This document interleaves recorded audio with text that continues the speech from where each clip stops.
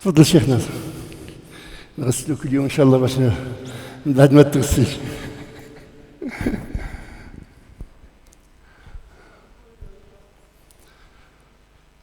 On peut le faire avec une poupée, mais la meilleure manière c'est une personne, parce qu'il y a des petites difficultés avec la personne. J'espère que. Bismillah.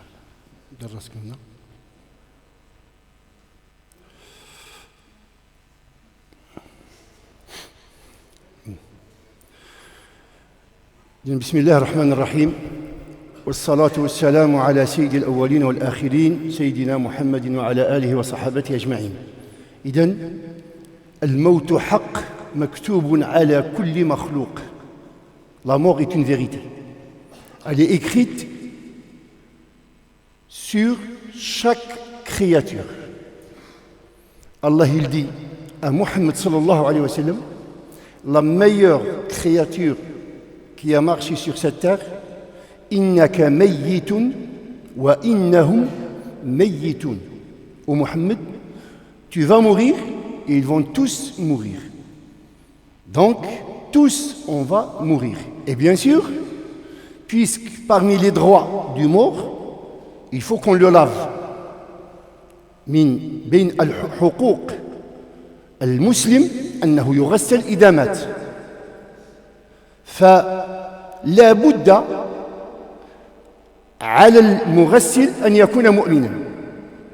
C'est un droit de choisir celui qui va laver le mort musulman. C'est pas n'importe qui. Abdullah ibn Omar, dans un hadith, il dit que le prophète sallallahu alayhi wa sallam يقول لا يغسل موتاكم إلا المأمونون.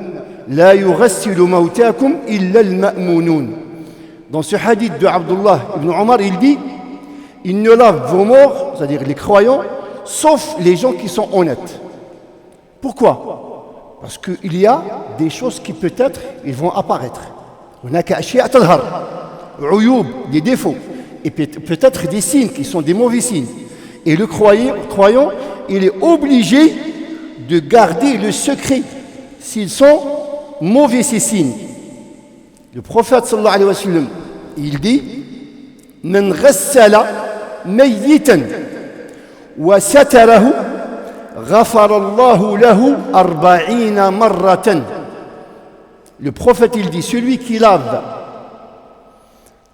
un mort et il le couvre, Allah il lui pardonne 40 fois. وفي حديث آخر من غسل ميتا وستره خرج من ذنوبه كيوم ولدته أمه. Donc, dans un autre hadith, le prophète il dit celui qui lave un mort, il couvre ses défauts, il sortira de ses péchés exactement comme le jour où il est sorti du ventre de sa mère. Donc, ça c'est pour les morts. Ah, maintenant, qui est-ce qui est prioritaire de laver le mort? من هو المستحب أو الأفضل أن يغسل الميت؟ أولاً الوصي اللي يوصى به الميت هذا أولى. Donc, al-wasi, c'est celui que le mort a désigné pour qu'il le lave après sa mort. C'est celui-là qui est prioritaire. Après, il y aura le père. C'est ton père qui te lave. أبوك هو الذي يغسلك. لماذا؟ لأن الأب أرحم بابنه. Le père, il a pitié de son fils. Donc, il va le faire correctement, tout en demandant pardon à son fils. Comme ils le font les gens pieux. À chaque fois qu'il met une goutte d'eau, à chaque fois qu'il fait un geste, il demande pardon à son frère. C'est-à-dire, il demande à Allah de lui pardonner. Al-istighfar. Donc, l'ab, le père. Il y en a qui ont dit, après le père, il vient le grand-père. On a comme un qal, al-jad. D'autres, ils ont dit, le fils. Puis après le fils, c'est le petit-fils. Après le petit-fils, c'est le frère. Après le frère, c'est le neveu. Après le neveu, c'est l'oncle. Après l'oncle, c'est le cousin, ainsi de suite. C'est exactement suivant l'héritage. فإذن والمرأة أيضا تغسلها الوصية. La femme aussi, elle lave sa fille, ou bien s'il n'y a pas la mère, bien sûr c'est la fille, s'il n'y a pas la fille, la petite fille, ainsi de suite. L'homme, il peut laver sa femme. Pourquoi? Suivant le hadith du prophète sallallahu alayhi wa sallam. Quand il a dit à Aïcha, ma darraki ya Aïcha in mitti qabli wa ghassaltuki. Le prophète il a dit à Aïcha, qu'est-ce que vous perdez, ô Aïcha, si vous mourrez avant moi et c'est moi qui vous lave. Donc, le mari, il peut laver sa femme. Et bien sûr, comme Ali qui a lavé Fatima Zahra, alayha ridwan. La femme, elle peut laver son mari, même si elle est dans les idda, d'après beaucoup de savants. Pourquoi elle peut laver son mari? Parce que Abu Bakr, avant de mourir, il a demandé que c'est sa femme qui le lave. Abu Bakr أوصى زوجته بتغسيله. فإذن هذا شيء واضح. الآن هناك شيء مهم قبل أن أبدأ. لا بد أن نحافظ وأن نغسل الميت بلطف. Il faut faire très attention aux morts.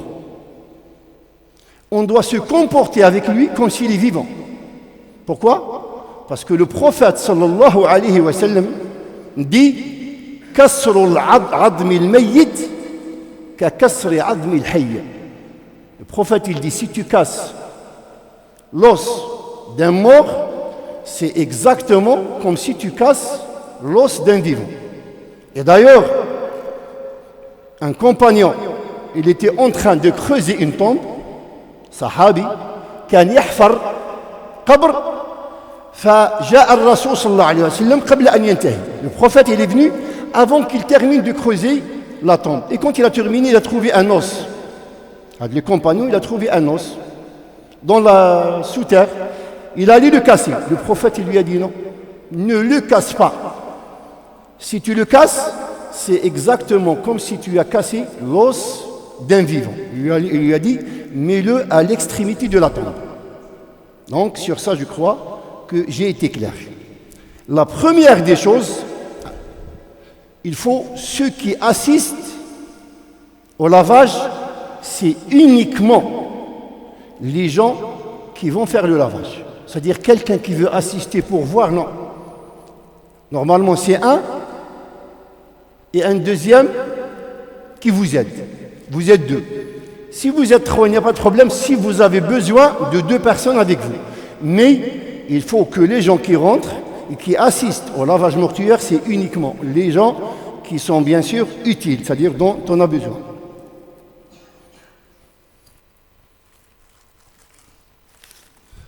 La première des choses, c'est interdit et c'est haram de voir al-awra al-mughallada. On doit couvrir du nombril jusqu'au genou. Là, celle-là, elle est un petit peu très large, mais il n'y a pas de problème. Du nombril jusqu'au genou. Qu'elle soit homme ou bien femme. Parce que la femme, elle lave les femmes et elle doit le couvrir. Bien sûr, la femme, elle a le droit de laver un garçon s'il a moins de 7 ans. S'il a moins de 7 ans, elle peut le laver. L'homme, il y en a qui ont dit qu'il peut laver une fille qui a moins de 7 ans. D'autres, ils disent non. La femme elle sera lavée par la femme.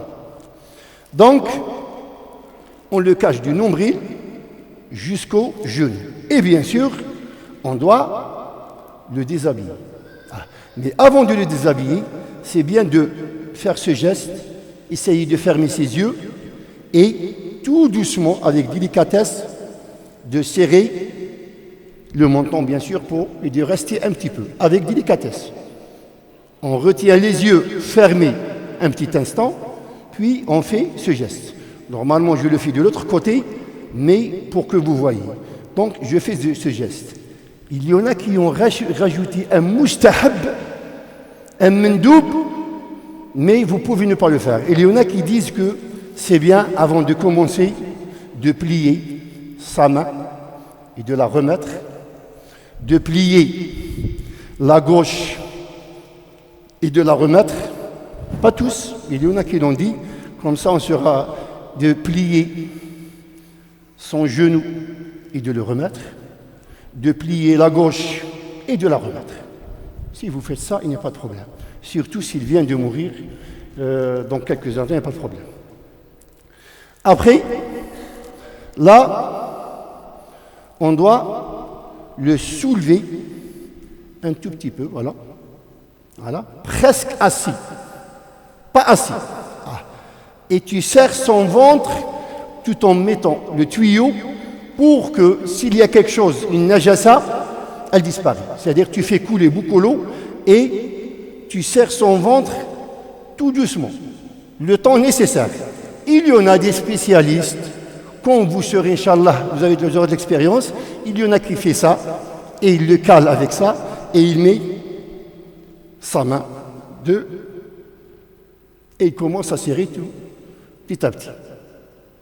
Donc, et du côté gauche. Quand on serre, c'est du côté gauche, pour que rien ne reste dans le ventre. Ah, maintenant, quand, alhamdulillah, il ne reste rien du tout, bien sûr, on doit mettre les gants.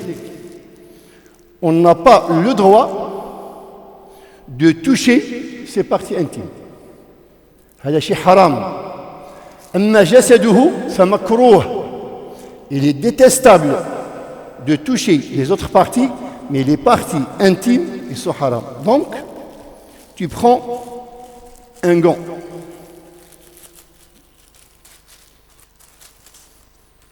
Pourquoi les autres parties, elles sont détestables? Parce que maintenant, tout le monde parle, il faut que chaque parole soit avec le dalil. Pourquoi les autres parties, elles sont détestables? Tout simplement parce que Ali, quand il a lavé le prophète, sallallahu alayhi wa sallam, il a mis du tissu sur ses mains. Parce qu'il a lavé, le prophète, sallallahu alayhi wa sallam, on l'a lavé avec ses habits. Et le prophète, sallallahu alayhi wa sallam, il faisait rentrer sa main, mais il a mis un tissu sur sa main pour laver le corps du prophète, sallallahu alayhi wa sallam. Donc, maintenant, je vous ai dit qu'on doit le déshabiller. Ah d'accord, je crois que j'avais oublié. Et là, pour le déshabiller, il y a le ciseau. C'est simple. Le ciseau, vous coupez tout le... Hein, vous mettez ça, vous coupez le tout, vous l'enlevez, et après, bien sûr, sans regarder al-awra, sans la regarder. Et bien sûr, vous faites ce que je vous ai fait, et bien sûr, pour, bien sûr, vider son ventre. Puis, on met le gant.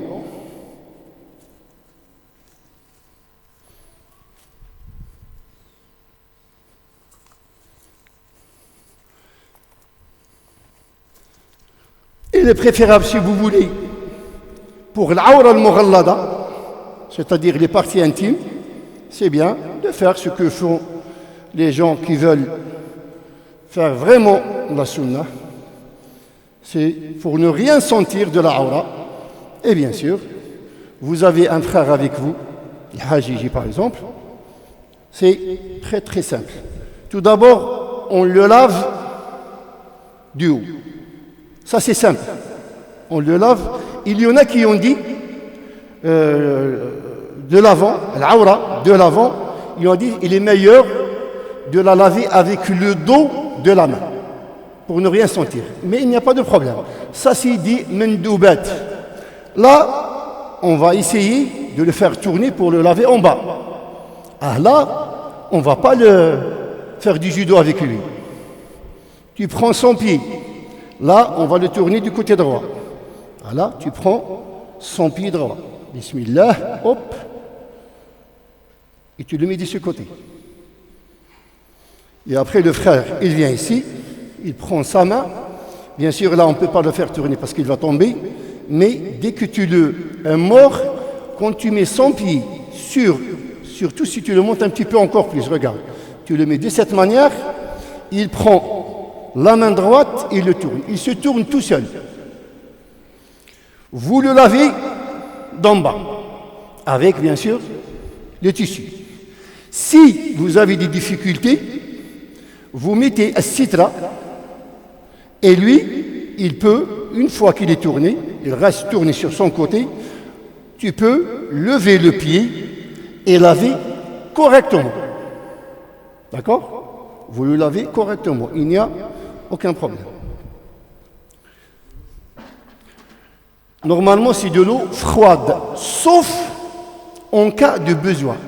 Ils ont dit, les savants, c'est une très belle question, sauf si il est très sale et on a besoin de l'eau chaude. Ils nous ont dit qu'ils n'ont pas de problème. Et d'ailleurs même, ils nous ont dit, qui ont dit, l'eau chaude, elle est préférable. D'autres, ils ont dit, non, l'eau froide, elle est préférable. Nous, on reste au milieu. Si on a besoin de l'eau froide, on ne fait que l'eau froide. D'ailleurs, j'ai pris un seul madhab. Quand je vais laver, laver, comme il a dit l'imam Malik, à Médine, et après, dans les autres doros. Si quelqu'un il veut savoir comment Abu Hanifa il fait, il n'y a pas de problème. S'il veut faire l'ijtihad de Shafi'i, il n'y a pas de problème. Et si vous voulez, on peut le dire à la fin.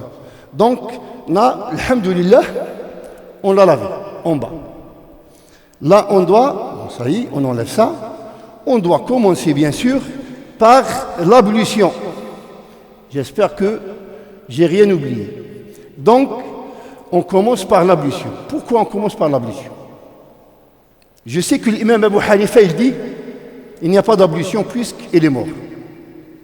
L'imam Malik, il dit, mustahab, il est préférable de faire la petite ablution. Shafi'i, il dit, c'est une obligation.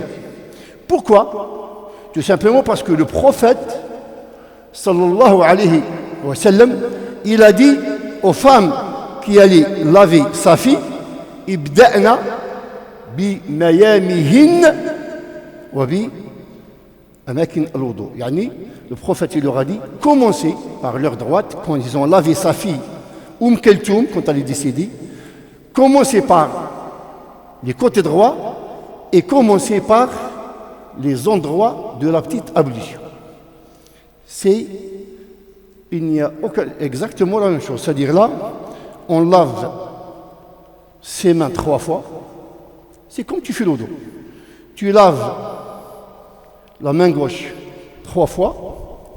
Tu prends un petit tissu dans ton doigt. Tu soulèves un petit peu sa tête. Tu mouilles le tissu. Tu le passes jusqu'aux dents. Puis, 3 fois, puis tu le mouilles et tu nettoies son nez 3 fois. Maintenant, chez l'imam Malik, le premier lavage, c'est toujours avec de l'eau claire, de l'eau pure. يسموه ماء قراح يعني ما فيه حتى شيء. Donc là, tu prends le bidon. Hein? Non, on va le faire. Tu commences par de l'eau pure. Là, tu vas bien sûr laver son visage, laver ses mains, jusque-là, 3 fois bien sûr, le visage 3 fois. Puis, vous passez à la tête. Puis, aux oreilles, il y en a qui lavent les pieds. Si vous les lavez, il n'y a pas de problème. Il y en a qui les laissent jusqu'à la fin. Et qu'est-ce qu'on fait? Là, on va verser de l'eau 3 fois sur sa tête. 3 fois sur sa tête. Puis, bien sûr, il y a le... Et puis, on va laver le côté droit. On verse, il y en a quelqu'un qui verse, et bien sûr, toi, tu as le gant, etc., dans ta main, et tu commences à laver. Après, vous le faites tourner exactement comme je vous ai dit. Hop, lui, il tire la main, et on lave en bas, c'est-à-dire le dos, jusqu'ici, tout le côté droit. Puis, on fait exactement avec le côté gauche. On fait l'inverse, la main elle descend là, celle-là on la pose, bien sûr. On lave ce côté avec de l'eau pure. Je parle de Madhab l'imam Malik. Puis on met le pied comme ça, on le tire et on lave le derrière. Celle-là, la première, elle est terminée. Maintenant, pour la deuxième, de préférence qu'il soit cidre. C'est quoi cidre? C'est une plante qui est en Arabie Saoudite, qui est verte. Bien sûr, on va l'écraser et on prend de l'eau. On prend de l'eau et on met cidre. Ou bien on met cidre et après on met de l'eau. Cidre, il est préférable. Pourquoi? Parce qu'il ferme les blessures. Ça s'appelle un cidre. C'est une plante verte. On la met ici et on met de l'eau dessus. Et quand on met de l'eau dessus, on commence à mélanger de l'eau. Pourquoi? Pour obtenir une mousse. لازم نحرك الماء بالسيدر باش تكون هناك الرغوة. La tête, on la lave avec la mousse et non pas avec cidre. Parce que après, ce sera difficile de nettoyer la tête et la barbe. La barbe et les cheveux, on doit les nettoyer avec la mousse et non pas avec cidre. Est-ce que vous avez compris ça? Donc, on mélange énormément l'eau qui contient le cidre jusqu'à ce qu'il y aura une mousse. La tête, surtout la barbe et les cheveux, on les lave avec de la mousse 3 fois. Puis on fait la même chose. On prend le broc, on vient de ce côté et on lave tout le côté droit, on le soulève, on lave en bas, puis de l'autre côté, on lave le côté gauche et on le soulève et on lave en bas. Maintenant, s'il n'y a pas le cidre, on le remplace par le savon. Chez l'imam Malik, s'il n'y a pas le cidre, on le remplace par le savon. Donc, comment on fait? On lave la tête 3 fois avec le savon, puis on verse de l'eau, puis on lave le côté droit avec du savon, en bas et en haut, et on verse de l'eau pour enlever le savon, puis on lave le côté gauche pour laver le savon. Et toujours c'est la même méthode. Quand on veut laver ce côté-là, on met le pied ici. Et on le tire quand on veut laver le dos. Quand on lève ce côté-là, c'est très simple. Voilà, et c'est très très facile. Maintenant, il reste une troisième. Et à chaque fois, si vous voulez, on peut le soulever et serrer le ventre. Dans les 3 fois, il n'y a aucun problème. Sauf bien sûr si on est certain qu'il est propre. Mais à chaque fois, si on veut le serrer, il n'y a pas de problème. Maintenant, la troisième, on met de l'eau et ce qu'on appelle du kafour. C'est quoi tahnit dans la langue arabe? Tahnit, c'est uniquement dans le lavage mortuaire. Tahnit, c'est un parfum pour le mort. T'as qui te dire le parfum? Tu es en train de te parfumer. Pour le mort, on l'appelle at-tahnit. Donc, il y a un parfum qui s'appelle al-kafour. Il est blanc. Le kafour, il est blanc. On l'écrase, tu le mets dans le bidon et tu mets de l'eau pour que le mort, bien sûr, reste parfumé. Et bien sûr, on prend la même chose, les 3 bols, et on lave la tête 3 fois. Et après, on lave le côté droit, exactement la même chose, et le côté gauche. Je crois que c'est clair. Est-ce qu'il y a une question avant de passer à autre chose?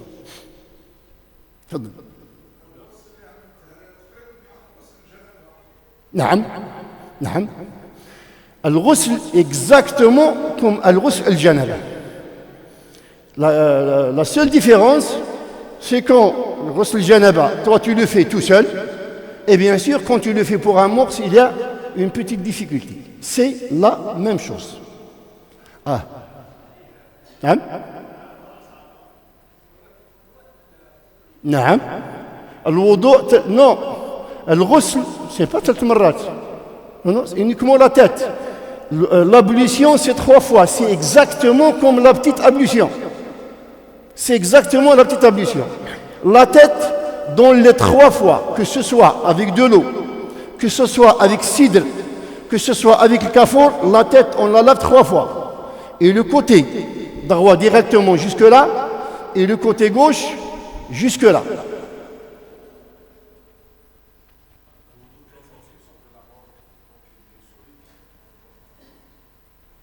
Oui, c'est exactement la même chose. Sauf bien sûr, tu ne peux pas faire ces gestes, etc. Mais tu trouves les yeux qui sont fermés, etc. C'est simple, ça paraît difficile, mais c'est très très très simple. C'est vrai que c'est un petit fatigant, mais c'est très très simple. Ce qui est très important, c'est que tu vois des gens qui sont en train de nettoyer et rigoler. Ça, c'est pas un endroit pour rire. Les Sahaba, ils ne riaient pas dans cet endroit-là. Normalement, tu es en train de le nettoyer, tu le laves. Allahumma aghfir lahu warhamhu. Allahumma aghfir lahu warhamhu. Allahumma aghfir lahu warhamhu. Allahumma inna hada abduka bin yadik. Il a akhiré jusqu'à la fin. Parce qu'à chaque fois que tu demandes à Allah de lui pardonner, Allah il est en train de te pardonner. Et en plus, c'est ton frère. C'est bien d'être honnête et de lui demander pardon. Donc, c'est très facile. Même des fois, nous, on le fait sortir du congélateur. Alhamdulillah, il n'y a aucun problème. Hein? Non, c'est l'eau froide. Non, si vous avez besoin d'une 4e, vous pouvez. C'est par exemple, il n'est pas, après que tu fais la 3e, il y a des impuretés qui sont sorties de lui. Tu peux faire une 4e. S'il y a qui sort, tu peux faire une 5e. Il y en a qui ont dit, on ne peut pas faire plus de 7. Mais il est préférable de faire tout pour faire uniquement 3.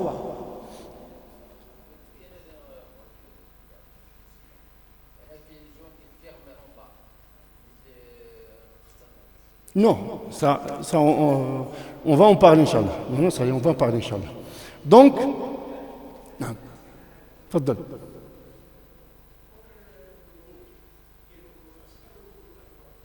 نعم نعم. Non, on commence par la petite ablution. Même à la maison. Et ça, on en parlera. Même à la maison, quand tu fais ton ablution, tu as la janaba, tu laves exactement comme on a fait. Tu laves le côté bas. Quand tu as la janaba, tu vas aux toilettes. Si tu ne vas pas d'abord faire la douche et après sortir. Non, donc c'est exactement la même chose. On serre son ventre pour qu'il n'y ait plus d'impureté. On le lave bien. Puis, on lui fait la petite ablution. D'ailleurs, il y en a qui disent que c'est un mustahab, exactement comme la grande ablution. Avant de laver en bas, il lave 3 fois ses mains. Il y en a qui, il lui lave avant de faire, de le laver en bas. Il lui lave 3 fois les mains. Puis, il le lave en bas, bien comme il faut. Puis, ils lui font la petite ablution, même chez toi à la maison. Quand tu as la janaba, tu commences par la petite ablution.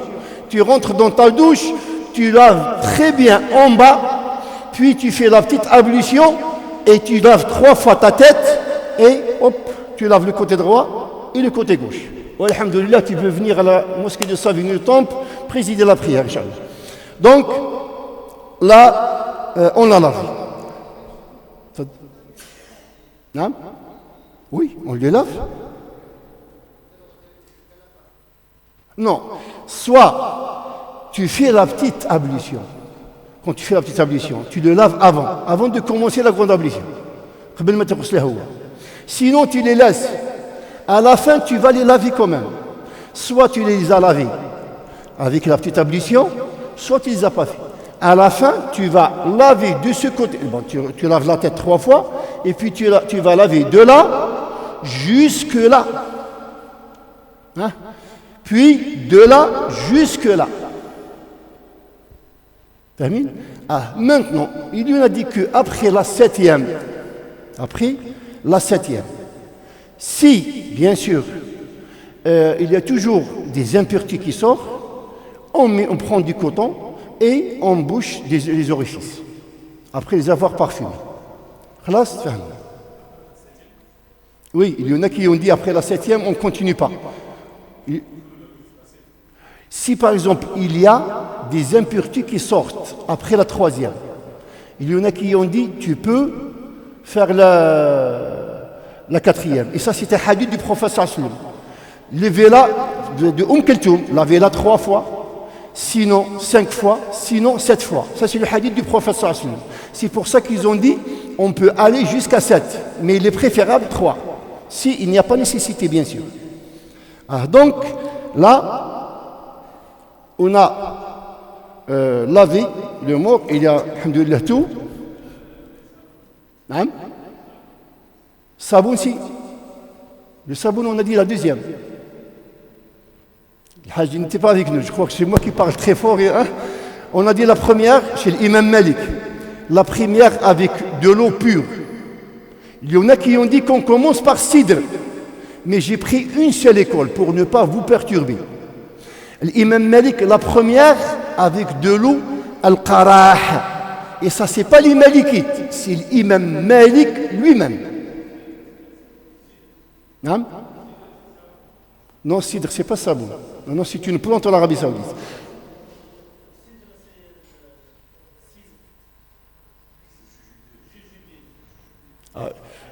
Là, je ne parle pas du sidra. C'est une plante qui s'appelle sidr. Non, il y a une plante qui s'appelle sidr. Et quand il l'écrase, elle devient très très verte. Et quand on bouge de l'eau, elle fait une grande mousse. Exactement, voilà, tu la mets. Ils la vendent, tu leur dis sidr, ils la vendent. Mais je crois que c'est toi qui vas l'écraser. Des fois, elle est écrasée et des fois, c'est toi qui dois l'écraser. Donc, j'ai dit la première, c'est uniquement avec de l'eau pure. La deuxième, c'est avec soit sidr. S'il n'y a pas sidr, on le fait avec le savon. Mais s'il n'y a pas sidr, s'il y a sidr, aujourd'hui la plupart, ils font uniquement avec le savon. Mais il est préférable de faire sidr. Pourquoi? C'est le prophète qui l'a dit. Et la troisième, le prophète il a dit, mettez du kafour dans le hadith. Donc la première, l'imam Malik il a dit, la première avec de l'eau, parce que c'est l'ablution, il faut que l'eau soit pure. Une fois qu'il est lavé, ça y est, l'obligation elle est faite. On le lave avec le cidre ou bien avec le savon. La troisième, on fait du kafour, qui est un parfum dans l'eau, et on le met. Maintenant, ça y est, c'est terminé, il est lavé. On doit l'essuyer, bien sûr. Je ne sais pas. Voilà. Normalement, c'est avec ces serviettes, mais celles-là, elles ne sont pas trop larges. C'est pour ça que je ne les ai pas nettes. Normalement, là, directement, on va l'essuyer. On essuie sa tête, etc. On essuie son corps, etc. Tout, on l'essuie. On essuie tout le reste. Et après, hop, on met celle-là, bien sûr, la deuxième qui est plus sec, et celle qui est mouillée, hop, on l'enlève. C'est très simple. Ça y est, il est maintenant lavé. Maintenant, il y a toujours une deuxième table. Cette deuxième table, on va lui demander de se lever, après, Inch'Allah, il revient. Tu es encore vivant, je crois qu'il s'est oublié. Inch'Allah, là, qu'est-ce qu'on va faire? La première des choses qu'on va faire, c'est mettre les... Voilà, un il est là. Je crois que celui-là c'est le plus long. On met un ici. Le deuxième, quand on l'a perdu, il était là. Ah voilà. Voilà, donc, je crois, on met un ici, il n'y a pas de problème. On peut les mettre, c'est celui-là qui est le plus important, celui du milieu, et on met les linceul. Voilà, c'est le hal. Voilà, on met le linceul. 1, 2, sunna c'est 2, c'est 3. Et pour la femme, sunna c'est 5. La femme, sunna c'est 5. Mais si on fait 1, on n'en a pas. Du moment qu'on ne va pas sans aura, il n'y a pas de problème. Voilà le deuxième. Le troisième, il est où? Voilà, il est là. Et on met le troisième.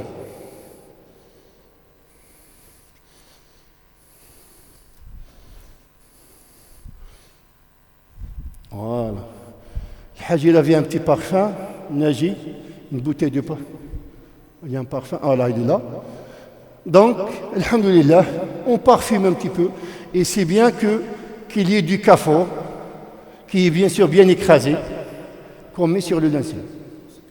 Voilà, ou bien le misk, voilà, exactement. On met sur le linceul pour le parfumer. Et après, on prend le mort et tu reviens. On n'a pas encore fini. Hein? Exactement. Non, il y a 2 personnes qui vont le changer. Voilà. Il y en a 2 personnes. Donc maintenant, alhamdoulilah, il y a aussi ce qu'on appelle at-tahnit. Là, la première des choses, on prend du coton. Il y en a qui ne l'acceptent pas. Mais alhamdoulilah, ce n'est pas une bid'a, puisqu'il y a beaucoup de savants qui le font. Donc, du coton sur lequel il y a du parfum, on met dans ses narines, on met dans sa bouche, et bien sûr, on va parfumer toutes les parties qui se prosternent. Toutes les parties qui touchent la terre en se prosternant, on va, puisque c'est du parfum, il n'y a pas de problème. Au moins, on n'a pas dérangé pour rien, il a profité. On le met sur le nez, et bien sûr, les mains, la main ici aussi, les genoux. Bien sûr, il y a toujours sitra. Sitra, il est toujours là. On n'a pas le droit de voir al-awra, sauf s'il a moins de 7 ans d'âge.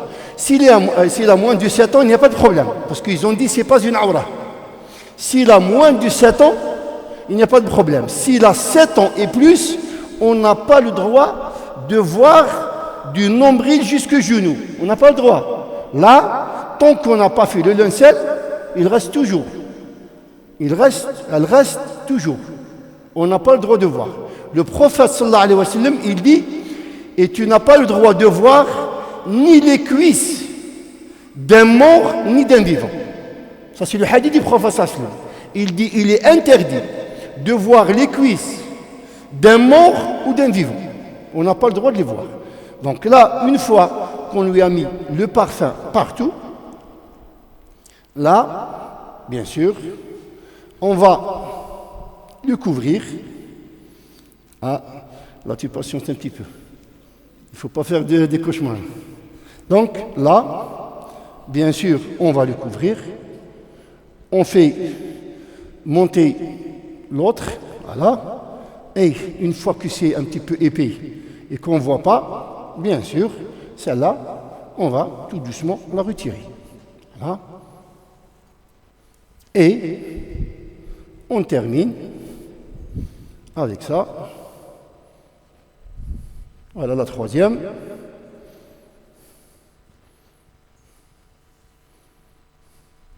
Et on va faire un nœud. Bon, il est un peu court.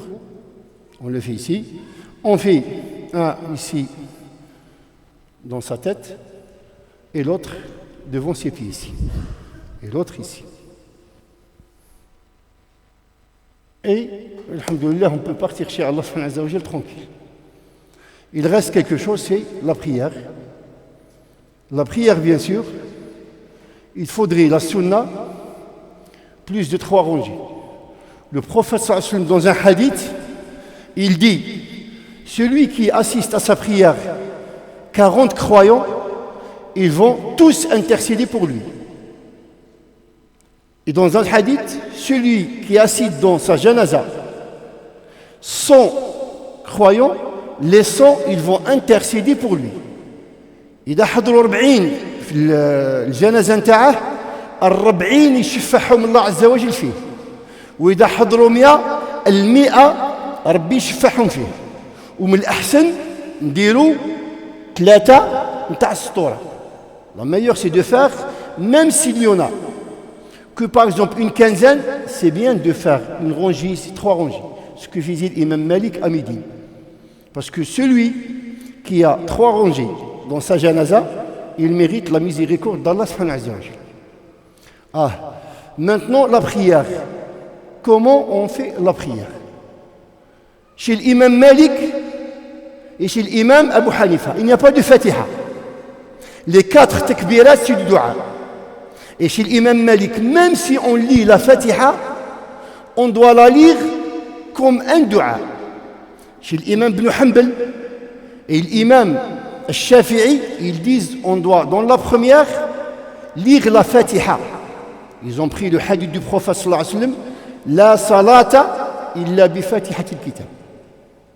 La deuxième, c'est as-salawat al-ibrahimiyya. Après la deuxième takbira, on dit Allahu Akbar, puis on lit la Fatiha, on dit la deuxième Allahu Akbar, Allahumma salli ala Muhammadin wa ala ali Muhammadin jusqu'à la fin. La troisième, on lui fait le dua. Maintenant, après la quatrième, tu peux dire salam alaykum juste après, comme il le fait l'imam Ibn Hanbal. Sinon, tu peux faire le dua une deuxième fois et dire assalamu alaykum. Chez l'imam Malik, chez l'imam Shafi'i et chez l'imam Ibn Hanbal, on dit uniquement assalamu alaykum. C'est tout. On ne rajoute rien du tout. Chez l'imam Abu Hanifa, on dit assalamu alaykum wa rahmatullah. Pourquoi? L'imam Malik, Shafi'i Ibn Hanbal, ils ont pris ce qu'il a fait le prophète sallallahu alayhi wa sallam. Le prophète, il a dit uniquement assalamu alaykum. L'imam Abu Hanifa, il a pris le hadith comme quoi salam mortuaire, c'est exactement comme salam de la prière. Pour l'enterrer, maintenant, la tombe, elle est là.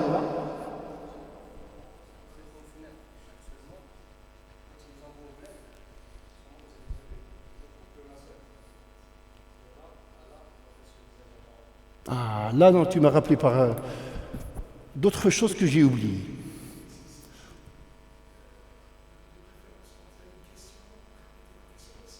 Oui, le frère, il m'a dit, ça dit quand on envoie au bled, on laisse le visage à découvert. Ça, je laisse en deuxième, tout simplement, chez l'imam Malik, chez l'imam Ibn Hanbal, chez l'imam Shafi'i, chez l'imam Abu Hanifa. On n'a pas le droit de couper ses ongles.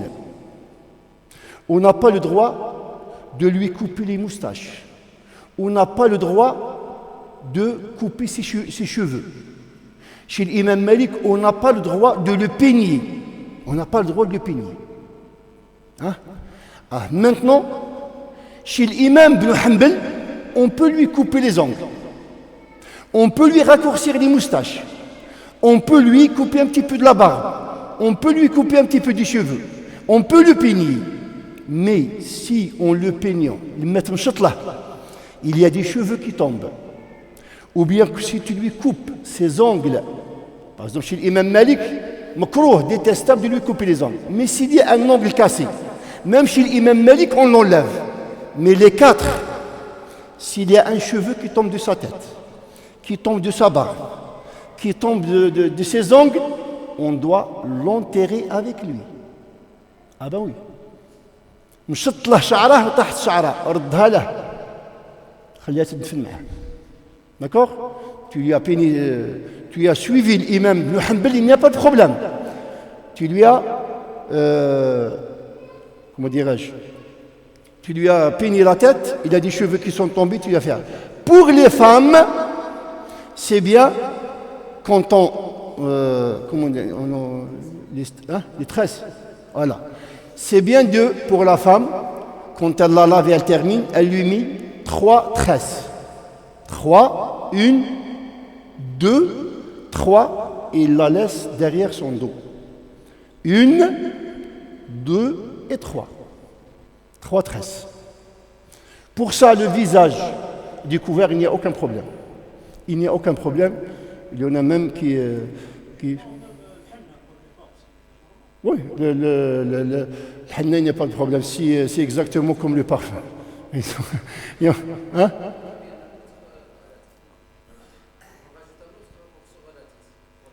Pour les femmes, normalement c'est 3.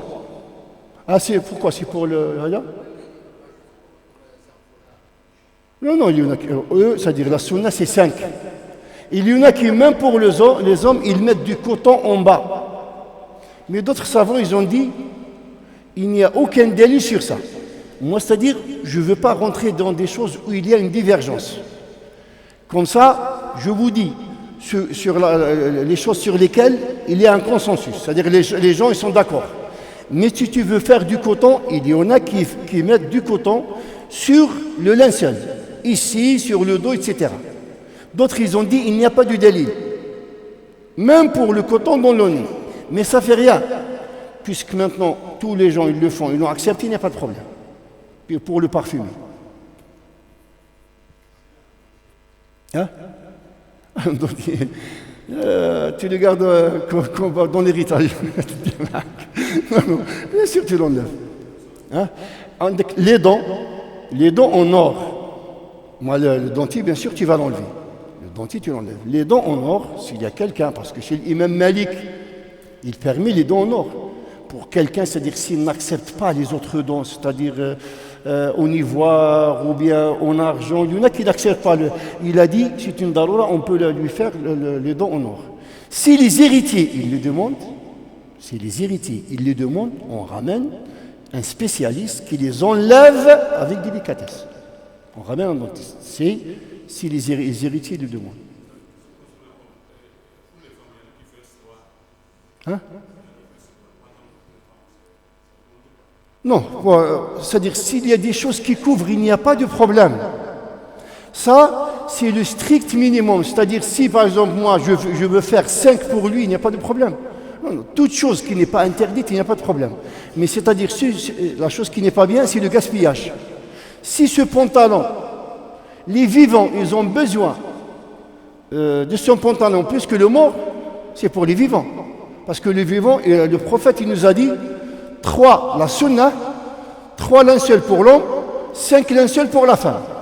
Et si on fait un seul, il n'y a pas de problème. Abu Bakr Siddiq, il a vu un qamis qui était ancien et on a voulu lui acheter un linceul nouveau. Il leur a dit non, le nouveau, les vivants, ils ont plus besoin de moi, des choses nouvelles. Moi, je n'ai pas besoin de ça. Vous m'enveloppez dans mon ancien qamis. Le gaspillage, c'est pas bon. Ah non. Là, déjà, on gaspille sur la tombe, on l'a construit comme si c'était, je ne sais pas moi, un mausolée, avec de la faïence, etc. Ça, c'est du gaspillage et c'est du haram. Même s'il a dit, Abu Hanifa, que c'est détestable ou bien dans quelques cas c'est permis, lui, il l'a dit dans son temps. C'est pas comme il se fait maintenant. Celui qui aime son père, il veut qu'il y ait des hasanat dans sa tombe, il va calculer combien il va gaspiller pour tous ces carrelages, pour les faïences, etc.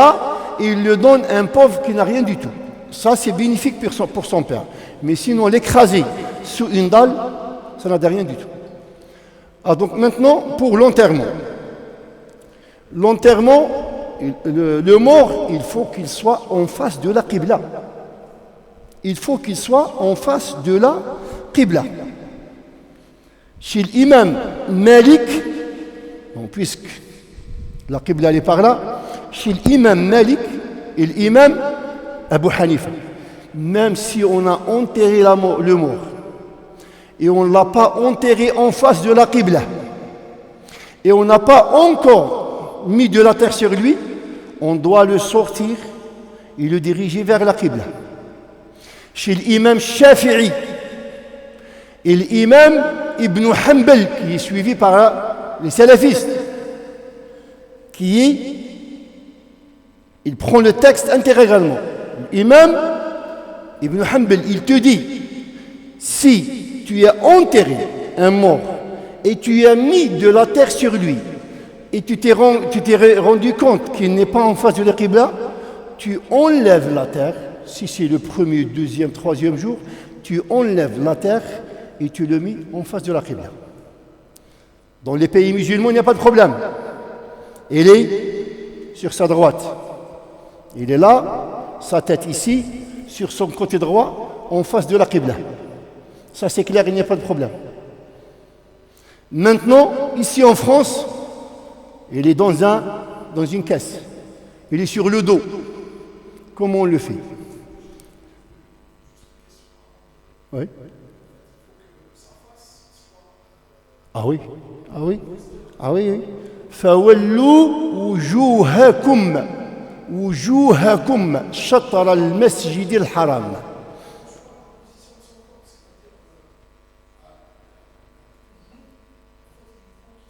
Qu'il soit en face de la Qibla. Là, l'imam Malik, il a pris la face. L'imam Malik, il a pris la face. Il a dit فَوَلُّوا وُجُوهَكُمْ شَطْرَ الْمَسْجِدِ الْحَرَامِ. Il a pris le verset intégralement. Il a dit la face. Chez l'imam Shafi'i, la face et la poitrine, il faut qu'elles soient en face de la Qibla. La face et la poitrine. Maintenant, il est sur le dos. Comment tu vas le faire? Si on l'envoie au pays, moi, il y a des gens qui j'ai mis dans le cercueil. Qu'est-ce que j'ai fait? Quand j'ai soulevé la tête, c'est simple,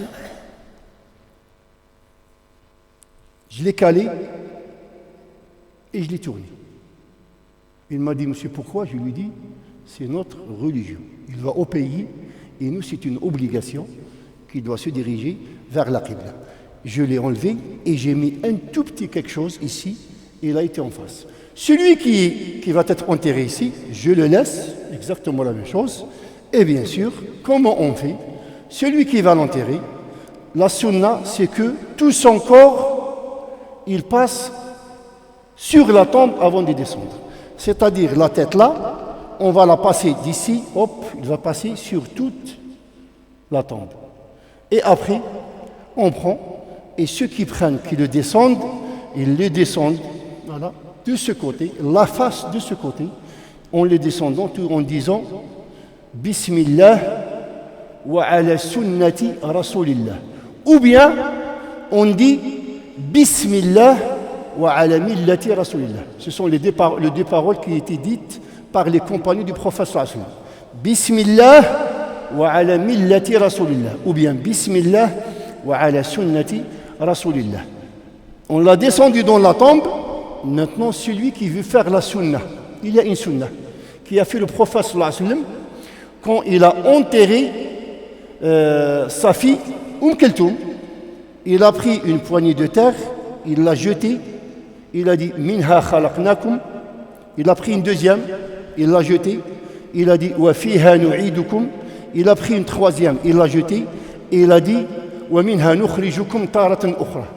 Sauf chez l'imam Ibn Hanbal, il dit la sunna, c'est de jeter 3 poignées, mais le fait de dire Minha khalaqnakum wa fiha nu'idukum wa minha nukhrijukum taratan ukhra. Il dit ce dernier morceau, il est daïf.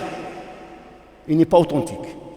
Mais celui qui a étudié le madhab de l'imam Ibn Hanbal, il se base même sur le hadith daïf. Donc dans les 4 écoles, tu peux le dire. Maintenant, il y a ceux qui disent une kalima, un petit discours. Le prophète sallallahu alayhi wa sallam, il l'a fait. Le prophète, il l'a fait, ce discours. Mais pas tout le temps. Une fois, il l'a fait avant l'enterrement, parce qu'ils attendaient la dépouille et ils sont restés un petit peu en retard. Le prophète, il a fait un dars devant la tombe. C'est un hadith qui est très très long et il a parlé de tout ce qui se passe pour le mort dans la tombe jusqu'à la fin. Une deuxième fois, il l'a fait. Les savants, ils ont dit, celui qui fait un discours de temps en temps, il n'y a pas de problème. Mais il ne faut pas que ça soit toujours. Maintenant, le dua, quelqu'un, il fait le dua, et les autres, ils disent Amin. Là, il n'y a pas un dalil qui dit que c'est une bid'a. On a posé la question à Ibn Baz. On lui a dit, quand les gens ils font un cercle et ils font le dua pour le mort, il leur a dit, si quelqu'un il fait le dua et les autres ils disent Amin, la ara ba'san fi dalik. Il a dit, il n'y a pas de problème. Il a dit, si chacun il fait le dua pour le mort tout seul, il n'y a pas de problème. Hadam, tfadlah.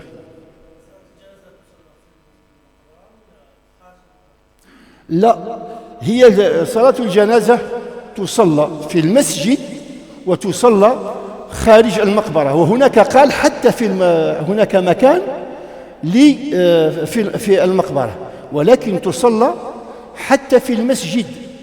نعم الصحابي الذي مات وعائشة بعد أن خرج الناس قالت أدخلوه إلى المسجد فصلت عليه. Alors, Aïcha, elle a fait la prière sur le mort à l'intérieur de la mosquée. C'est vrai que le prophète, il avait une petite chambre spéciale pour les morts. Et il a fait la prière. L'imam Malik, il dit makrouh. Pourquoi c'est makrouh? Il a dit pour qu'il n'y ait pas des impuretés qui tombent de la mosquée. Parce qu'avant, il n'y avait pas les moyens d'aujourd'hui. Maintenant, elle est plus propre que, c'est-à-dire quand tu vois le dua.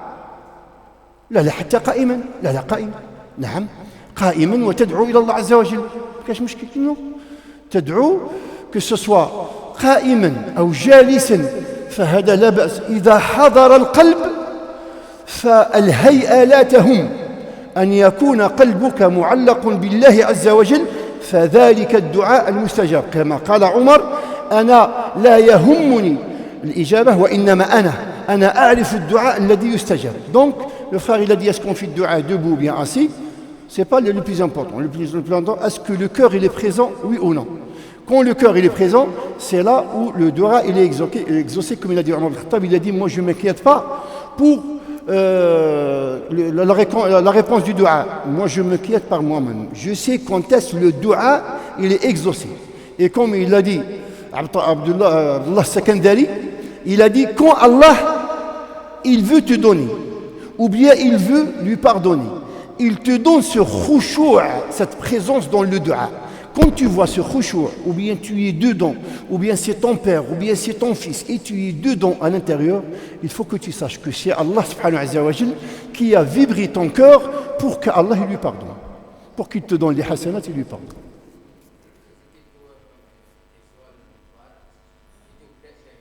Là, ah non.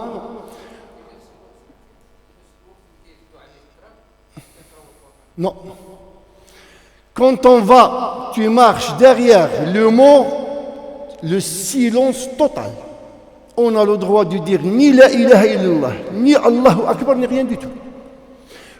Ah oui, Ibn Mas'ud, il allait agresser quelqu'un, tout simplement parce qu'il a parlé. Il lui a dit, c'est pas un endroit de la parole. Quand on marche derrière le mort, un silence total, on réfléchit à notre tour, et si on veut, on le dit discrètement. La meilleure de dire, quand tu vois le mort, te dire Subhan al-Hayy alladhi la yamut. Subhan al-Hayy alladhi la yamut. Tu répètes Subhan al-Hayy alladhi la yamut. Mais sans lever la voix. On a le droit ni de dire ni la ilaha illallah, ni pourquoi? Tout simplement parce que le prophète il l'a pas fait. Parce que Abu Bakr il l'a pas fait. Parce que Omar il l'a pas fait. Parce que c'est pas écrit dans les livres. Tous ils te disent c'est interdit. Vous prenez Mufqud ibn Qudama dans Al-Mughni, il te dit c'est une bid'a. Shamsuddin al-Maqdisi dans Sharh al-Kabir, c'est la même chose. Saïd Sabaq dans Fiqh al-Sunnah, Abu Bakr Jabil al-Jazairi dans Minhaj al-Muslim, dans le Fiqh al-Islami wa Adillatuh du Zuhayli. Vous prenez par exemple, je crois, le deuxième tome. Non, il n'y a pas de. On marche en silence jusqu'à ce qu'on le ramène à la tombe. Et si on le fait la prière sur lui et on va avec lui à la cimetière, on a qiratan min hasanat. C'est quoi le qiratan? Il a dit un qirat, il est semblable à la montagne de Uhud, à une montagne de hasanat. Là, le Coran, quand on descend, on n'a pas le droit de lire. Alhamdulillah, non. Le Coran, il est très très important. Il faut savoir. Mais attention, on n'a pas le droit de lire n'importe comment. Le Coran, on le lit avec un khushu'. Non, il y a la tradition. Non, il y a la tradition. Moi, écoute bien. Moi, je suis parti chez quelqu'un pour lui faire un mariage religieux. Quand j'arrive, il me dit non, c'est pas comme ça. Je dis, il n'y a pas de problème. Si tu as un hadith du prophète, bismillah, moi je suis prêt à apprendre. Il me dit non, mon père ne m'a pas marié comme ça. Je lui dis, mais ton père, moi qu'est-ce que j'ai à... Donc toi tu suis ton père, moi je suis mon père. Il m'a dit, mon père, c'est-à-dire, son père, il a été le tuteur de son fils. Je dis, non. Le garçon, il n'a pas de tuteur. C'est lui qui se marie lui-même. Sauf bien sûr si lui, il le désire. Il a un handicap, il n'y a pas de problème. Mais il n'est pas obligé. Mais il me dit non, mon père, non. Dans le Coran, Allah, il a blâmé les gens quand on leur dit Allah, il a dit, suivez ce que Allah, il a dit, ils te disent non, on suit nos grands-parents. Non. La religion, c'est Qala Allah ou Qala Rasulullah. Moi, tu me dis, même quand je lis un hadith, Ibn Baz, il l'a dit, l'Albani, ça m'est complètement égal. Je vais chercher, est-ce que le hadith, il est authentique? Qu'est-ce qu'il a dit le Bukhari? Qu'est-ce qu'il a dit Muslim? Ça, c'est la religion. Je ne suis pas en train ici de jouer, c'est-à-dire, je suis un savant et je lui suis aveuglément. Même un savant, je n'ai pas à le suivre. Alors, mon grand-père ou bien mon père, non. Mon père, l'arabe, il savait même, rahmatullah alayhi. Hein? Le Bourda? Ah non,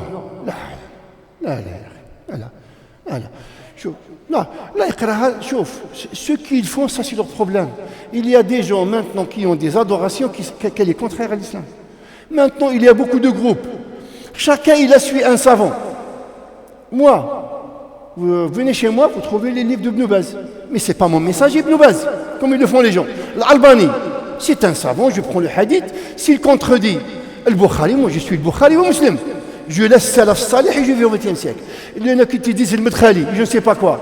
Ils regardent tous les gens qui ne suivent pas le Medkhali. Non, monsieur. C'est Mohammed sallallahu alayhi wa sallam. Point à la ligne.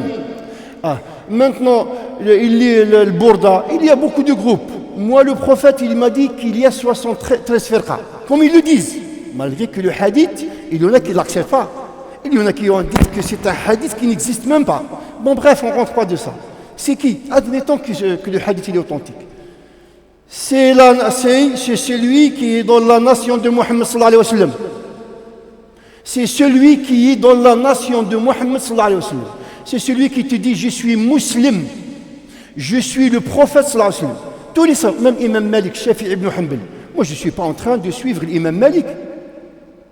Moi l'imam Malik, il me rapproche du prophète sallallahu alayhi wa sallam. Ibn Baz, il me rapproche du prophète sallallahu alayhi wa sallam.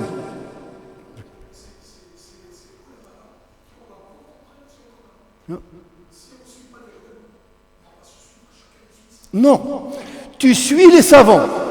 Pourquoi? Parce que moi, je ne peux pas comprendre le Coran et la Sunna tout seul. Donc, il y a l'imam Malik, il y a Ibn Baz, il y a Ibn Taymiyyah, rahmatullahi alayhi, etc. Mais moi, c'est-à-dire, mon but, ce n'est pas Ibn Taymiyyah. Malgré qu'il est immense, Ibn Taymiyyah, rahmatullahi alayhi, malgré son importance, c'est Cheikh al-Islam, Ibn al-Qayyim al-Jawziyya, malgré sa piété. Mais moi, je suis Ibn al-Qayyim pour qu'il me ramène à la sunna du prophète sallallahu alayhi wa sallam. Mais demain, si je suis certain que Ibn al-Qayyim al-Jawziyya, il a contredit sunna, malgré que moi, je ne peux pas le juger. Hein. Tu vas me dire. Donc, moi, je suis l'imam Malik avec l'intention qu'il me rapproche du prophète sallallahu alayhi wa sallam. Ibn Taymiyyah, etc. Mais pas avoir un groupe et je prends son nom. Non. Moi, je suis musulman. Je resterai musulman. Non, ça c'est certain. Si tu vas me demander à moi, tu vas t'égarer. Mais que tu suis l'imam Malik, chef. Non, ça c'est des gens purs. Non, c'est une vérité. Parce que moi, qu'est-ce que je fais? Moi, c'est-à-dire C'est un intermédiaire, je te dis, voilà ce que dit Imam Malik, ce qu'il a dit, etc. Parce que le hadith, moi je ne peux pas savoir s'il est authentique. Je suis obligé de partir chez le Bukhari, Muslim, l'Albani, etc., ce qu'ils ont dit, Ahmed Shakir, etc., mais uniquement avec l'intention de suivre le prophète sallallahu alayhi wa sallam.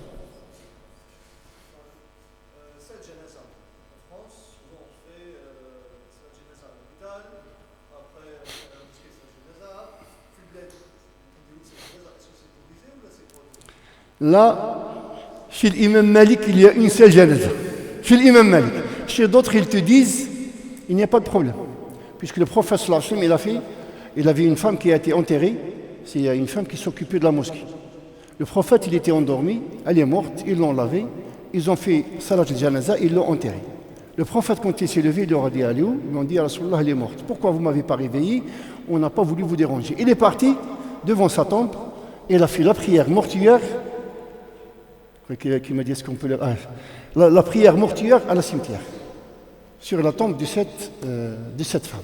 Donc ils lui ont dit qu'il n'y a pas de problème, on peut faire plusieurs. Comme par exemple ce sahabi, ils ont fait la prière mortuaire. Aïcha, elle est rentrée à la mosquée une fois qu'ils sont sortis, elle a fait la prière sur lui.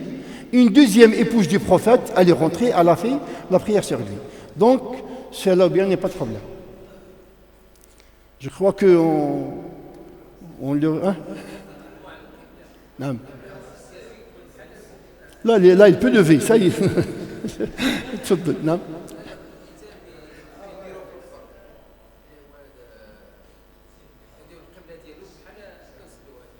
نعم هذه تشوف القبلة là je suis sur mon dos et c'est bien de lui soulever la tête un petit peu et si tu veux faire la totale ses pieds la tête elle se soulève un petit peu comme il a dit l'imam Malik etc et les pieds ils soient en face de la qibla parce que l'imam Shafi'i quand tu es vivant la poitrine elle doit être en face de la qibla. Et quand tu es mort, c'est le visage et le plat du pied.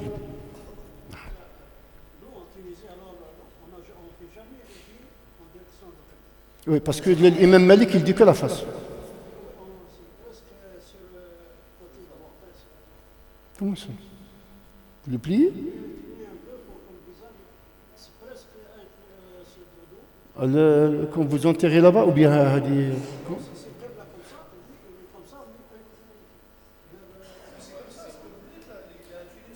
Oui, oui, il est incliné un petit peu. Ah non, ça dirait, voilà. Bien sûr, quand on l'enterre, bien sûr, là, moi j'ai dit, c'est-à-dire l'imam, c'est l'imam Shafi'i, bien sûr. Si tu fais la prière sur le dos, par exemple, là, si je fais la prière, je suis vivant. Ma poitrine chez l'imam Shafi'i, elle doit être en face de la qibla, obligatoire. Si je ne peux pas et je suis sur le dos, la poitrine, elle est plate quand même. Si je fais la prière sur le dos chez l'imam Shafi'i, il faut que le plat de mes pieds, il faut en face de la qibla. Donc, s'il est enterré dans un cercueil, comme ici en France, sur le dos, ses pieds, les plats du pied, c'est exactement comme la prière. Oui, oui, c'est comme ça.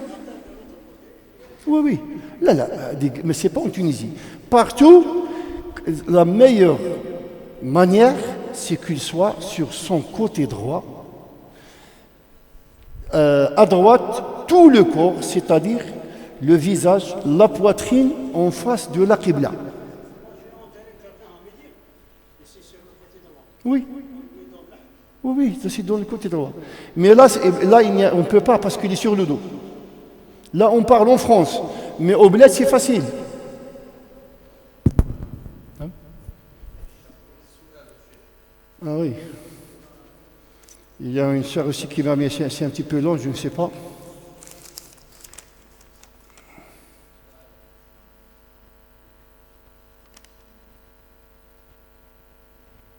Donc la première question, est-ce que vous conseillez qu'on enlève le cercueil au bled? On va l'humilier. Ah oui, on va l'humilier. Parce qu'attention, quand on est dans le cercueil, il arrive au bled et tu enlèves le cercueil. Imaginez, il a commencé à se... Exactement, se décomposer. Les odeurs. Il y en a qui ont enlevé le cercueil, ils n'ont pas pu s'approcher. Attention, l'être humain, sauf si c'est un shahid ou bien un prophète.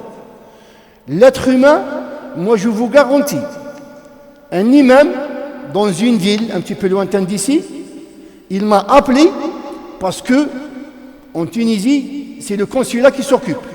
Et je ne sais pas comment, il ne s'est pas occupé, il est resté à la maison. Même ses filles, après 2 jours, pendant l'été, elles n'ont pas pu l'approcher. Lui-même, quand il m'a appelé, quand je suis venu, alors il faut savoir la tombe.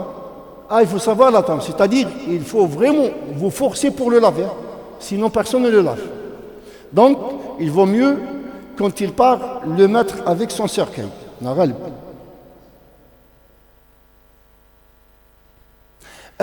A-t-on le droit de mettre des photos du défunt sur la table du chevet ou de son frigo?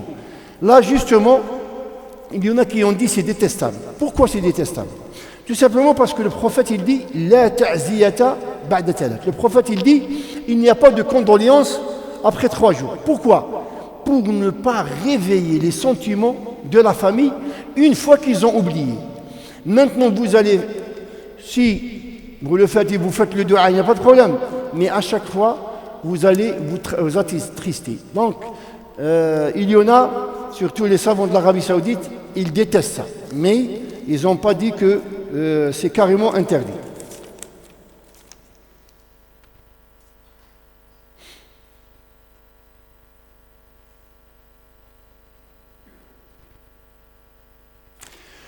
Là, la salat al-janaza à la mosquée pour les femmes, elle est permise. Il n'y a aucun problème. Mais suivre la janaza, la femme c'est interdit pour qu'elle suive la janaza. Pourquoi? Le prophète, Fatima Zahra, elle était chez une famille.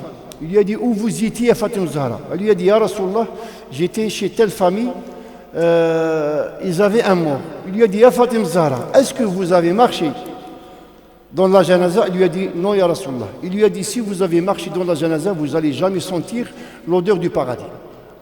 Maintenant, marcher dans la janaza, ça ne sert à rien du tout. Il est mort, il est mort. La fille, elle doit obéir à Allah et son messager pour qu'il pardonne à son père.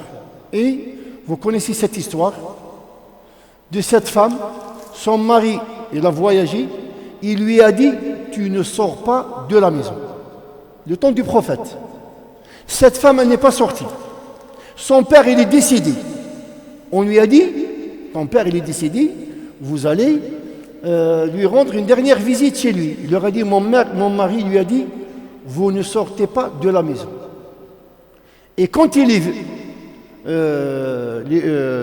venu son mari, elle est partie. Lui, il est parti chez le prophète, il lui a dit, Ya Rasulallah, moi, j'ai dit à ma femme de ne pas sortir de la maison. Mais je ne savais pas que son père, il allait mourir. Mais elle n'est pas sortie de la maison parce que je lui ai dit de ne pas sortir. Il lui a dit, il ne fallait pas faire ça, mais dis-lui que Allah il a pardonné tous les péchés à son père parce qu'elle a obéi à son mari. Donc, moi, tout ce que je vous dis, c'est d'essayer de ne pas la suivre. Et même quand vous allez à la cimetière, vous attendez qu'il n'y ait pas d'ombre.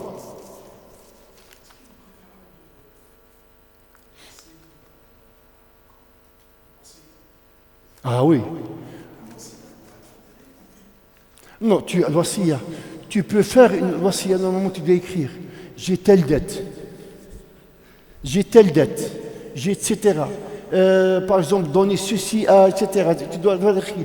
Ne construisez pas sur ma tombe. C'est-à-dire, ne faites pas le faïence, etc.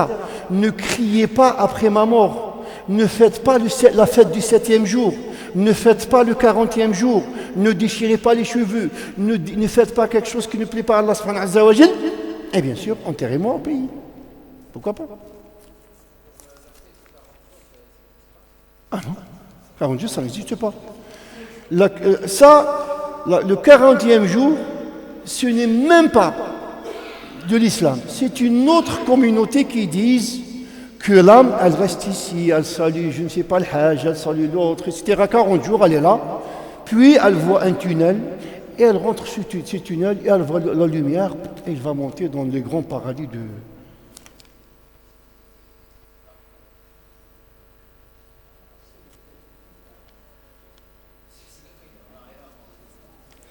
Ça, c'est une très bonne question. Ça, c'est une très bonne question, c'est-à-dire quand c'est la femme, subhanallah, j'ai jamais pensé à ça. Quand c'est une femme, est-ce qu'elle a le droit de voir l'aura de son mari? Et est-ce que son mari, il peut la voir? Toute sa vie, elle a vu l'aura de son mari. Et lui, toute sa vie, il a vu l'aura de sa femme.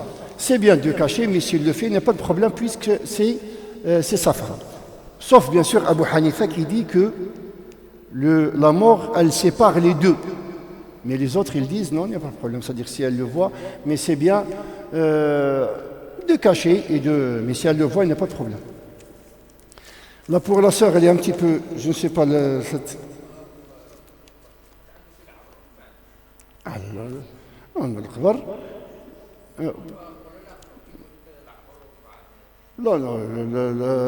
en réalité, le mort, même s'il a un grand ventre, c'est-à-dire ils font à peu près 10 cm, c'est pour tout le monde. Non, mais s'ils ont besoin de plus, ils font plus. Hein. Ah oui, ah oui. En général, des 10 centimes, 10 cm, c'est la longueur, bien sûr. Moi, j'ai 1,92 m. Vous n'allez pas me plier quand même. Non? Ah non, avec l'ahd, il y en a qui disent qu'il y a le qabr, il y a l'ahd. L'ahd, bien sûr, on creuse à côté et on le met. Ça, c'est ce qu'on appelle l'ahd, c'est ce qui pratique en Arabie Saoudite. Et ça aussi, c'est les préférables. Il n'y a pas de problème.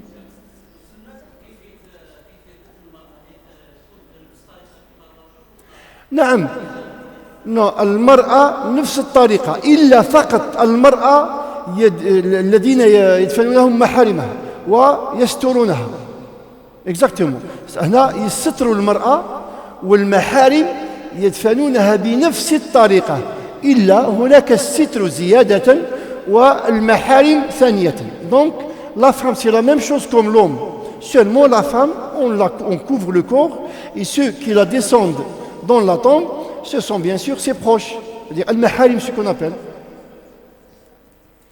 Donc pour la sœur, je crois que je vais la lire à la maison parce que c'est un peu longue et je crois parce que lui c'était mon élève.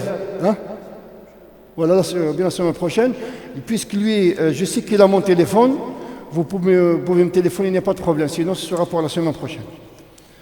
Parce qu'il y a une famille ici à Savigny qui m'attendent et je sais qu'ils m'ont dit qu'il y a beaucoup de monde qui sont chez eux. Oui? Oui? Là, ce n'est pas qu'il doit faire. C'est une sunnah. Celui qui lave le mort, il est préférable qu'il se lave. Préférable. S'il ne le fait pas, il n'y a pas de problème. C'est un mendoub. Ce n'est pas une obligation. Et celui qui porte le corps, il est préférable. C'est un mendoub de faire la petite ablution. Ce n'est pas une obligation.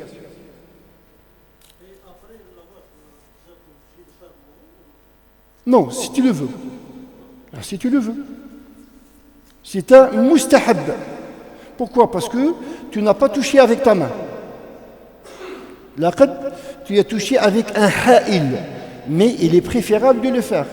C'est-à-dire la petite ablution, c'est vite fait. Mais il y en a qui disent que quand tu le laves, il est préférable de faire la grande ablution. On dit mustahab faqat.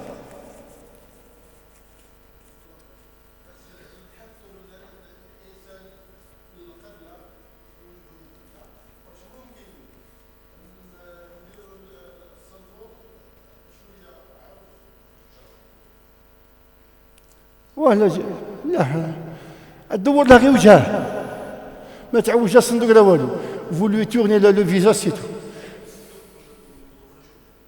الله غالب oui s'il le faut il n'y a pas de problème ما كاش مشكل s'il le faut il n'y a pas de problème alhamdoulilah les gens ils ont des solutions وانت الحاج بشري pourquoi tu cherches les problèmes quand tu meurs c'est moi qui va te laver تفضل الله يجازيك بخير ان شاء الله نعم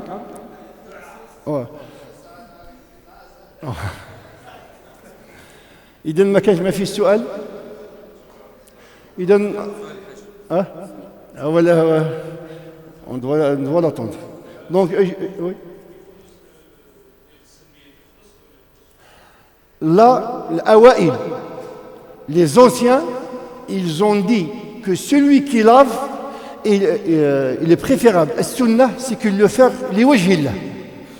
Salaf as-salih, les savants d'aujourd'hui, ils ont dit il n'y a pas de problème. On peut être payé pour laver les morts. Surtout si quelqu'un, il ne fait que ça. Il n'y a pas Bayt al-Mal al-Muslimin. Et là, il faut qu'on explique. C'est fatawi. Il y a beaucoup de frères, ils te disent, mais c'est pas normal ce qu'ils font, ils sont payés. Les frères avant, il y avait Baytul Mal Muslimin. Il y a une jurisprudence quand il y a la banque musulmane. Par exemple, le muaddin, celui qui fait le adhan, il n'est pas payé. Mais en Arabie Saoudite, il est payé. Parce qu'il n'y a pas la banque musulmane. Il y a des critères pour la fatwa. L'imam Malik, même pour la zakat, etc. Il te dit, c'est-à-dire s'il y a Bayt al-Muslimi et le émir, le calife, il est juste. Là, il y a une jurisprudence. Tu n'as pas à être payé ni pour le adhan, ni pour laver les morts. Mais, quand il y a ni banque musulmane et quelqu'un, il ne fait que ça. Donc, c'est pour ça qu'il y a des savants maintenant, ils ont dit, non, on peut pas. Ils n'ont pas contredit Salaf Salih. Mais il y a des critères qui ont sauté, la fatwa, elle saute. إذن تاع الصدقة شوف normalement quand quelqu'un il est décédé sa famille si on était vraiment musulman la famille elle n'allume pas le feu 3 jours ce sont les voisins les musulmans qui les nourrissent et qui nourrissent les gens qui viennent de loin. Mais nous qui sommes ici, normalement on fait ta'ziya, soit à la mosquée, soit à la cimetière. Et les femmes qui sont très proches, sauf bien sûr les femmes qui viennent un petit peu les soulager, les accompagner. Mais sinon, elle fait ta'ziya, elle revient chez elle. Et ces sadaqat, etc., les sadaqat en réalité, moi quand je vais faire une sadaqa pour mon père, Allah rahma, je vais faire une fête. Je vais inviter qui? Les gens de la mosquée? Tous, ils ont leur repas à la maison. Est-ce qu'il est préférable que j'invite ces frères qui ont déjà leur repas à la maison et que leur femme, parce que son mari, il vient manger chez moi, ils vont le jeter dans la poubelle? Ou bien je prends cet argent et je cherche quelqu'un à qui personne ne pense, un orphelin, un pauvre, quelqu'un qui n'a rien du tout, et tu lui donnes entre toi et lui. C'est mieux.